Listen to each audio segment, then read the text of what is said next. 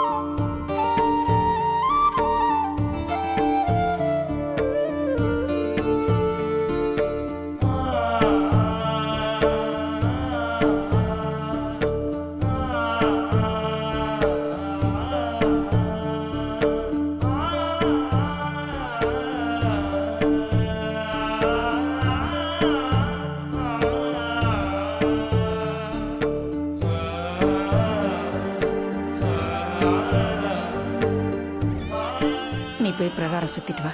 சரிம்மா.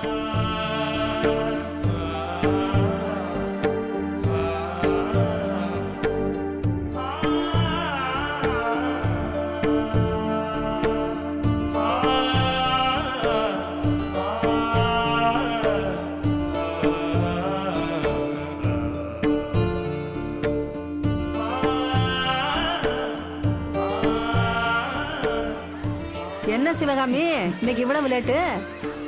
கொஞ்சம் லேட் ஆயி போச்சு. பார்த்து உட்காரு. எங்க ருக்மணி மாவு காணோம்? இன்னைக்கு அவங்க பொண்ணை பேசி முடிக்க மாப்பிள்ளை வீட்டுக்காரங்க வர்றாங்களா, அதனால அவங்க சீக்கிரம் போயிட்டாங்க. அப்படியா? பரவாயில்ல, அவங்க பொண்ணுக்காவது ஆத்தா மனசு இறங்கிட்டா. நம்ம பொண்ணுங்களுக்கெல்லாம் என்னைக்கு மனசு இறங்கி கருணை காட்ட போறாளோ தெரியல.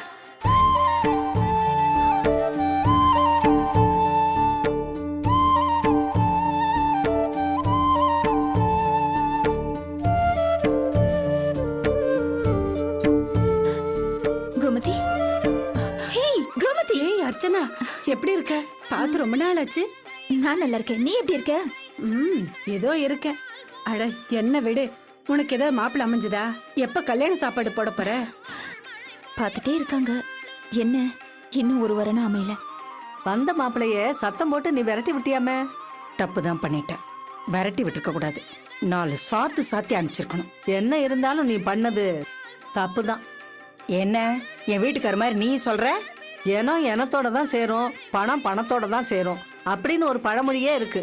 படிக்காத உன் பொண்ணுக்கு நல்லா படிச்ச மாப்பிள்ளை தான் வேணும்னு நீ அடம் பிடிக்கிறது நியாயமாவா இருக்கு?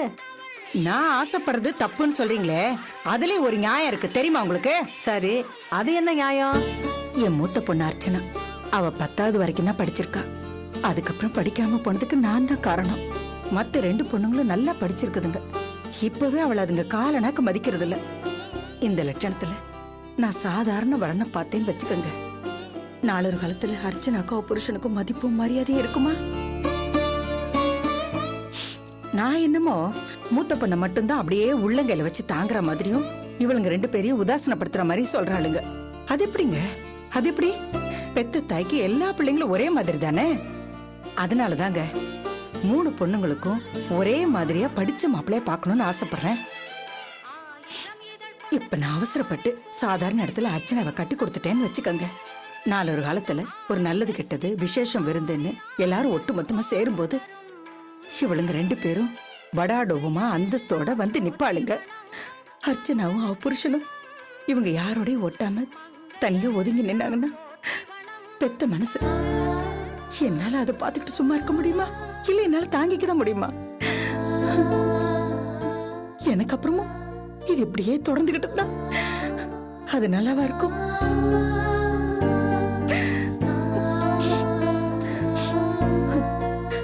அதுக்குதான் 3 பொண்ணுங்களுக்கும் ஒரே மாதிரியான வரன் பார்க்கணும்னு நான் பிடிவாதம் பிடிக்கிறேன். இதுல என்ன தப்பு இருக்கு? உங்க அம்மா சொல்றதுதான் கரெக்டா அர்ச்சனா. என்னையே எடுத்துக்க, தகுதிக்கு மேல ஆசைப்படக்கூடாதுன்னு சின்னதா ஒரு மளிகை கடை வச்சிருந்தவருக்கு என்ன கட்டி கொடுத்தாங்க. அவரு சரியா கடையை கவனிக்காதனால நஷ்டம் வந்து கடையை இழுத்து மூடுற அளவுக்கு ஆயிடுச்சு. அதுக்கப்புறம் தினமும் குடும்பம் நடத்துறதே பெரிய கஷ்டமா இருக்கு.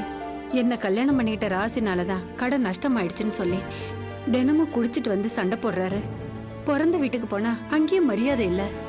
இப்போ நான் வேலைக்கு போய் தான் குடும்பத்தை காப்பாத்திட்டு இருக்கேன். என்ன மாதிரி நிலைமை உனக்கும் வர வேண்டாம். அதனால உங்க அம்மா ஆசைப்படுற மாதிரியே நல்லா படிச்ச வேலைக்கு போற மாப்பிள்ளைய பார்த்து கல்யாணம் பண்ணிக்க. அப்பதான் காலம் பூரா சந்தோஷமா இருக்க முடியும்.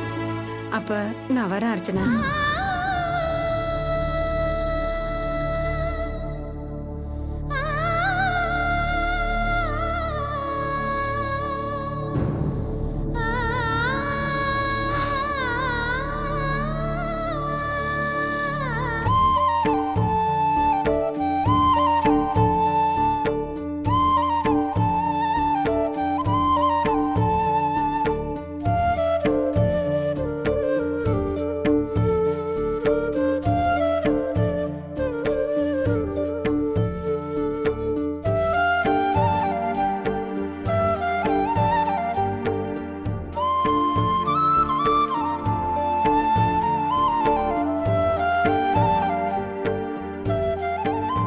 என்னம்மா சுத்தி முடிச்சிட்டியா? முடிஞ்சதுமா.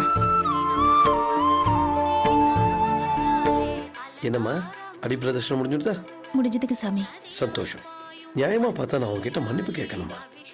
என்ன சாமி சொல்றீங்க? ஆமாம்மா, போன தடவை வந்தப்போ இந்த இடம் உறுதியாயிடும்னு உங்க அம்மா சொன்னாங்க. நான் கூட நினைச்சேன், என்னடா கோயில்ல கூட மாட ஒத்தாசையா இருக்கிற அந்த பொண்ணு கல்யாணம் ஆகி போயிட்டா அதுக்கப்புறம் யாரு நமக்கு உதவி பண்ண போறாங்கன்னு நினைச்சேன். என்னத்துக்கு சக்தி உண்டுன்னு சொல்லுவா இல்லையா, அது மாதிரி நான் நினைச்சது கூட இந்த சம்பந்தம் நின்னு போனதுக்கு காரணமா இருக்குமோன்னு என் மனசுக்கு உறுத்தலா இருக்குமா. தயவு செஞ்சு என்ன மன்னிச்சிருமா. ஐயோ, என்ன சாமி நீங்க போய் மன்னிப்பெல்லாம் கேட்டுக்கிட்டு? எனக்குன்னு ஒரு நேரம் வந்தா நல்லது நடக்காமலே போயிடும். கண்டிப்பா நடக்குமா, நிச்சயமா நடக்கும். அந்த அம்பாள் ஒரு குறையும் இல்லாம உன் கல்யாணத்தை நல்லபடியா நடத்தி வைப்பா. என் அடிமனசுல இருந்து சொல்ற வார்த்தைமா இது.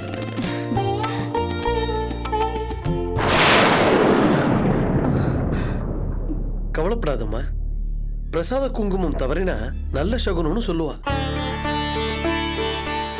உனக்கு கூடிய சீக்கிரமே கல்யாணம் நடக்கும்.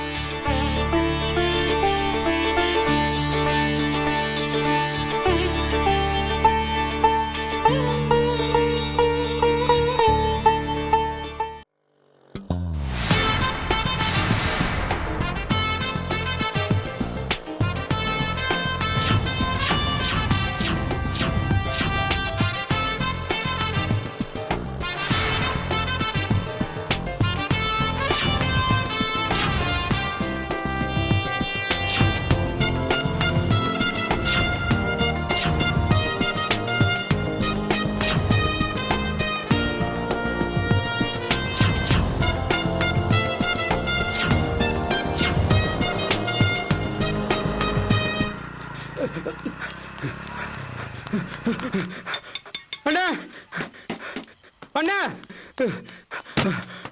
அண்ணா அண்ணா, என்னடா? அந்த அக்கா வராங்கண்ணே. அக்காண்ணா எந்த அக்காடா? அதாண்ணே உன்னை ரூட் விட்டுட்டு இருக்க அந்த இன்சார்ஜ் தானே. அவளா? ஐயோ டேய், அவதான் நல்லா தெரியுமா இங்கதான் வந்துட்டு இருக்காளா? அவங்க தானே நம்ம ஏரியா பக்கம் தானே வந்துட்டு இருக்காங்க. சீடா டேய், ஏதாச்சும் சொல்லி சமாளிடா. அண்ணே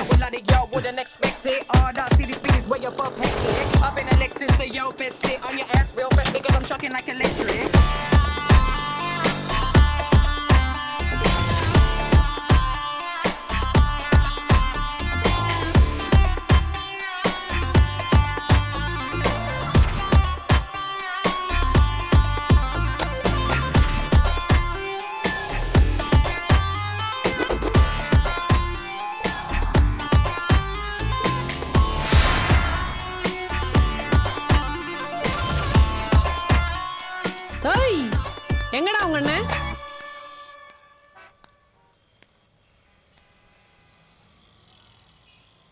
உங்களை தான்டா கேக்குறேன். எங்கடா உங்க அண்ணன்? அவரு சொல்லுங்கடா. வண்டி எடுத்துட்டு ட்ரையல் பார்க்க போயிருக்காருங்க. ஆமா ஆமா. ட்ரையல் பார்க்க போயிருக்காரா? எப்போ வருவாரு? ரொம்ப நேரம் அங்கா.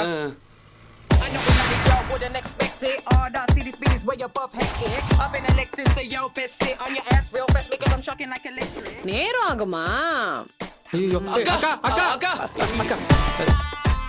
என்ன இந்த கார் வேலை முடிஞ்சதா இல்லையா? முடிஞ்சதுக்கா. முடிஞ்சதா? அக்கா அக்கா அக்கா அக்கா அக்கா அக்கா அக்கா. என்னங்கடா என்ன பண்ண போறீங்க? இந்த வண்டியை நான் ட்ரையல் பார்க்க போறேன். இந்த வண்டி வேணாக்கா. அங்க ஒரு வண்டி ரெடியா இருக்கா. அதை ட்ரையல் பாருங்க. ஆமாக்கா. இல்ல, நான் இந்த வண்டியை தான் ட்ரையல் பார்க்க போறேன்.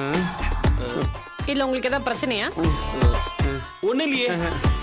இல்ல ஏய், என் வண்டி முன்னாடி நிக்குது, போய் எடுத்து வை. போடானா? சரிங்கக்கா. இம்சை அரசு தான்ப்பா.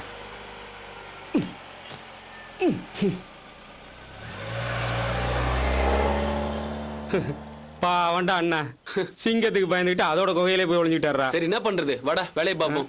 வா வா.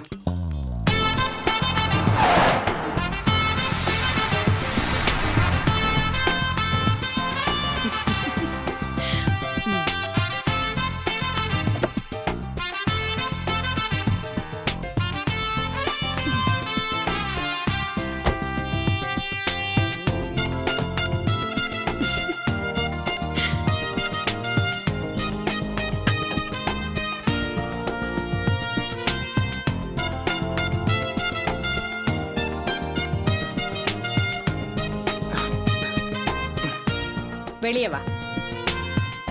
வாயண்ணா.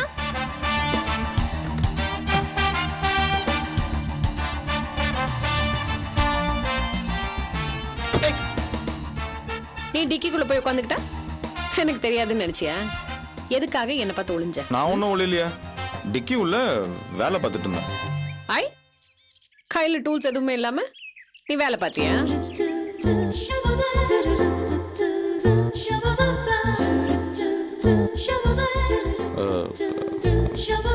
ஆமா. இப்ப எதுக்காக நீங்க கூட்டு வந்த? நீ எங்க ஓடி ஒளிஞ்சாலும் நான் நினைக்கிற இடத்துக்கு உன்னை கன்ஃபார்மா கூட்டிட்டு வருவேன், உனக்கு ப்ரூஃப் பண்றதுக்காக தான். அதான் ஒளிறேன்னு தெரியுதுல்ல, அப்ப எதுக்கு தேவையில்லாம என்ன விரட்டுற? நிஜமாவே உன்னை நான் ஏன் விரட்டுறேன்னு உனக்கு புரியலையா செல்வம்? எனக்கு எல்லாம் புரியுது. ஆனா நீ நினைச்சது நடக்காதுன்னு உங்ககிட்ட பல தடவை சொல்லிட்டேன். உனக்கு தான் அது புரியல. ஏன் நடக்காது செல்வம்? நான் உன்னை லவ் பண்றேன், உன்னை கல்யாணம் பண்ணிக்கிட்டு ஆயுசு முழுக்க சந்தோஷமா வாழணும்னு ஆசைப்படுறேன். ஏன் இல்ல என்ன தப்பு? தப்புதான். காதல்ல கொஞ்சம் கூட ஈடுபாடு இல்லாதவங்ககிட்ட வந்து என்ன காதலி கல்யாணம் பண்ணிக்கோன்னு சொல்றது ரொம்ப ரொம்ப தப்புதான். ஏய், சும்மா கதை அடிக்காத. உனக்கு லவ்ல இன்ட்ரெஸ்டே இல்லைன்னு சொல்றதுல சுத்த போய். நீ என்ன கிழவனா இல்ல முனிவரா? அது எப்படி உனக்கு மட்டும் லவ்ல இன்ட்ரெஸ்டே இல்லாம போயிடும்? நீ சராசரி பையன் தானே. நான் ஒன்றும் சராசரி பையன்லாம் கிடையாது. எனக்குன்னு சில கடமைகள் பொறுப்பெல்லாம் இருக்கு. உங்க அப்பா ஜாமீன் கையெழுத்து போட்டு பேங்க்ல வாங்கி கொடுத்த காசுல தான் நான் மெக்கானிக் ஷெட்டே வச்சிருக்கேன். அதை தவிர எனக்கு இன்னும் சில கடன்லாம் இருக்கு. அதுக்கு வட்டி கட்டவே காசு பத்தல. முதல்ல நான் அந்த கடன்லாம் அடைக்கணும். அப்புறம் தம்பியும் தங்கச்சியும் இருக்காங்க. அவங்களுக்கு ஒரு நல்ல வாழ்க்கை அமைச்சு கொடுக்கறதும் என் பொறுப்பு தான். இதெல்லாம் நடக்கணும்னா முதல்ல நான் தொழில முன்னேறணும். இதுக்கு நடுவில் எனக்கு காதலிக்க நேரமும் இல்ல, அதுல எனக்கு ஈடுபாடும் இல்ல. புரியுதா? ஐயோ, இதுதான் உன் பிரச்சனையா? செல்வம், எங்க அப்பாவுக்கு கொஞ்சம் சொத்து இருக்குன்னு உனக்கு நல்லா தெரியும். நான் அவருக்கு ஒரே பொண்ணு. ஆப்வியஸ்லி எல்லா சொத்தும் எனக்கு தான் வரப்போகுது. கல்யாணத்துக்கு அப்புறம் அந்த சொத்தெல்லாம் வச்சு உன் கடமையை நிறைவேற்றிக்கோ. என்ன சொல்ற? ஓகேவா? ஏய், என்ன பேசுற நீ? இன்னொருத்தர் சொத்தை வச்சு நான் என் கடன் அடைக்கணுமா? அப்புறம் நான் என்ன மனுஷன்? ஏய், நான் ஒன்னும் யாரும் ஒருத்தி இல்ல, உன் பொண்டாட்டி ஸ்தானத்துல பொண்டாட்டிக்கு நடுவில் பேசிட்டு இருக்க. ஏய், சரி, டென்ஷன் ஆகாத. உன் ஃபீலிங் எனக்கு புரியுது. சரி வேணா, மாமனார் சொத்தை வச்சு எதுக்கு கடமைகள்லாம் நிறைவேற்றணும்? நான் தான் சம்பாதிக்கிறேன்ல, மந்த்லி 15,000 rupees. நம்ம 2 பேரும் ஏர்ன் பண்றதை வச்சு அப்படியே குடும்பத்தை ஓட்டலாம்யா. அந்த அளவுக்குலாம் நீ ஒன்றும் கஷ்டப்பட வேணாம் நந்தினி. நீ என்னதான் செஞ்சாலும் சரி, நான் உன்னை காதலிக்க போறது இல்ல, கல்யாணமும் பண்ண போறது இல்ல. தயவு செய்து என்ன விட்டுரு. அதான் ஏன்னு கேக்குறேன். 1000 காரணம் இருக்கும். அதுல ஒரு முக்கியமான காரணம் உங்க அப்பா. உங்க அப்பா மேல நான் எவ்வளவு மரியாதை வச்சிருக்கேன் தெரியுமா? நான் தம்மா தோண்டு இருக்கும்போது உங்க அப்பாக்கு எனக்கு நல்லா தெரியும். ஒரு மனுஷன் வாழ்க்கையில முன்னேறும் போது அதை பார்த்து உண்மையிலேயே சந்தோஷப்படுறதுக்கு அப்பா அம்மா தவிர வேற ஆள் கிடைக்கிறது ரொம்ப கஷ்டம். ஆனா என் விஷயத்துல அப்படி இல்ல. என்னோட ஒவ்வொரு வளர்ச்சியிலும் உங்க அப்பாவோட ஆசீர்வாதமும் இருந்திருக்கு, அக்கறையும் இருந்திருக்கு. அந்த மரியாதை நான் கெடுத்துக்க விரும்பல நந்தினி. ஐயோ, இதுல மரியாதையை கெடுத்துக்கிறதுல என்ன செல்வம் இருக்கு? என் மேல எங்க அப்பாவுக்கு பாசம் ஜாஸ்தி. உன்னையும் அவருக்கு ரொம்ப பிடிக்கும். இன்ஃபேக்ட் நம்ம 2 பேரும் லவ் பண்றோம் தெரிஞ்சா அவர் ரொம்ப சந்தோஷப்படுவாரு. நானே வேணா எங்க அப்பா கிட்ட பேசிட்டுமா? அம்மா சாமி, தயவு செய்து அந்த மாதிரி ஏதாவது செஞ்சு தொலைக்காத. நான் ஒரு சராசரி மனுஷன் இல்லைங்கிற ஒரே காரணத்துக்காக தான் உங்க அப்பா என்னை நம்பி உங்க வீட்டு பெட்ரூம் வரைக்கும் என்ன வர விடுறாரு. உன்னையும் என் ஷெட்டுக்கு வரதுக்கு அனுமதிக்கிறாரு. உன்னை கெஞ்சி கேட்டுக்கிறேன் நந்தினி, போய் ஏதாவது பேசி எங்களுக்குள்ள இருக்கிற நல்ல உறவை கெடுத்துறாத. ஐயோ, இப்படி என்ன எதையுமே பண்ண விடாம டார்ச்சர் பண்ணா எப்படி செல்வம்? டார்ச்சர் பண்றது நீதான். ஊருக்குள்ள என்னை விட அழகா படிச்சவனா, கை நிறைய சம்பாதிக்கிறவனா 1000 பேர் இருப்பாங்க. அவங்கள போய் லவ் பண்ண. நீ சொன்ன மாதிரி படிச்சவனா வசதியானவனா நிறைய பேர் இருக்காங்க. ஆனா உன்ன மாதிரி நல்லவனா யாருமே இல்லையே. நல்ல மனசோட தேடி பாரு, நல்லவன் கிடைப்பான். உன்னை விட நல்லவனா இருந்தாலும் எனக்கு வேண்டாம். எனக்கு நீ தான் வேணும். ஏன் நந்தினி இப்படி சின்ன குழந்தைங்க முட்டாய் கடை முடிக்கிற மாதிரி பண்ற? வயசுக்கு ஏத்த மாதிரி பக்குவமா நடந்துக்கோ. வயசுக்கு ஏத்த மாதிரி பக்குவமா நடந்துக்கணுமா? நடந்துக்கிறேன் பாரு.